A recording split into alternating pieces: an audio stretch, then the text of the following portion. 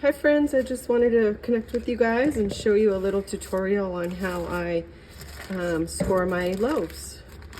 I just pulled this out of the fridge and it was overnight in the fridge with parchment paper, so that's why it's kind of wet. I was worried that the dough would stick when the parchment paper gets wet, but the brand that I get from Costco, it's really great and nothing ever sticks to it. I haven't had one issue with it no matter what I did. So with this particular loaf, I see a big bubble there. So what I want to do is I want to cut it somehow. I want to very gently either slice it with the razor or poke it with something, get that bubble out, because that's going to mess with your any kind of decorations. So I just have a little bit of flour here, and a lot of people like to have the design, but they always ask, how do I get the design without putting the flour on it? Well, you could do it. It just won't stand out as much. So basically what the flour does is it makes the design just stand out more. So I've got my razor and I've got this poker, and we're gonna just try to wing it and go figure it out as we go. So I think maybe today I'll just do the basic, excuse me, design. Of like a pattern of maybe some triangles or something like that. We'll figure it out as we go. So sometimes it helps when you pre-mark your bread and kind of draw it out, because if you don't like the way it comes out, like let's say I'm doing a triangle right here and maybe it's off-centered or something like that, then I can just erase it. So that's always nice. So I'm using the sharp part of this, but some people like to use the blunt part of your stick. This is just a normal skewer stick. It's extra long. You don't have to buy extra long. It's just whatever works for you. So what you want to do is just draw it out. I'm just kind of winging it right now. I'll just do maybe like a basic triangle, and it doesn't have to be perfect, but I just figured that maybe we'll just do some poke holes or some lines, and then maybe we'll just go around and add a little bit of a different dimension at the bottom of these little triangle things. So you don't want to, dig too, you don't want to dig too deep on any of these. And that's what I was going to say next, is that you don't want to do the deep line first. You want to do that last. So your deepest line is going to be the long expansion slit, and that will allow for the oven rise to be focused in one direction, or else it could explode. A lot of times, if you don't have a deep expansion score, it'll just burst out wherever it feels like it. So this kind of keeps it in place.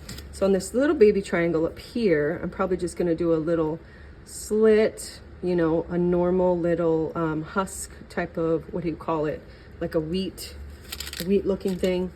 And then so all of these, if I don't know if you notice, hopefully you can, I'm just barely scratching the surface, because if you do it too deep when you're designing it, that is where your expansion oven spring is going to burst through. So if you do the lines too deep, again, it's gonna burst through there, and then it's gonna ruin your design. So for these guys right here, I'll probably just very gently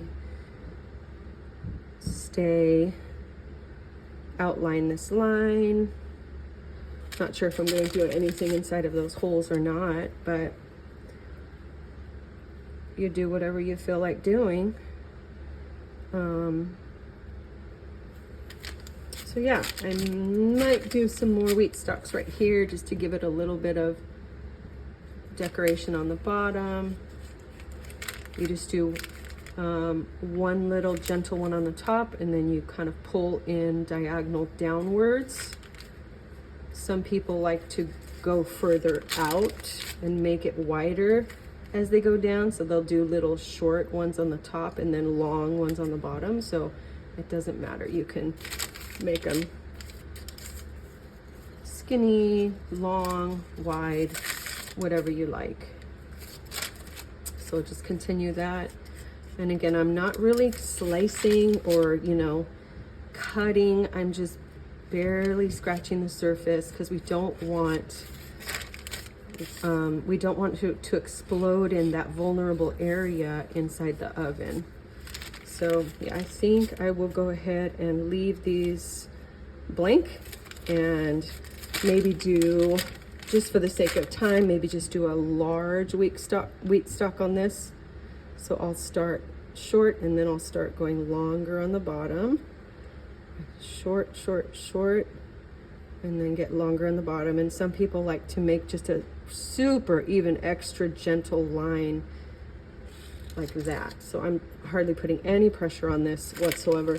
And so now I'm gonna tilt the razor just slightly, and you want to come in this way. You don't just want to go straight down. You can, a lot of people do, but I find that you get a little bit of a better ear if you tilt it like this and kind of do under like that.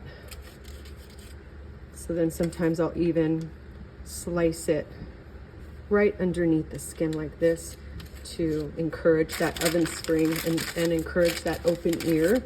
And then you turn it around and you just do the same thing. If you kind of go too slow, it kind of pulls like the bread or the dough. So you kind of want to do it a little bit faster. Make sure it's almost all the way to the bottom on each side. So that's about it.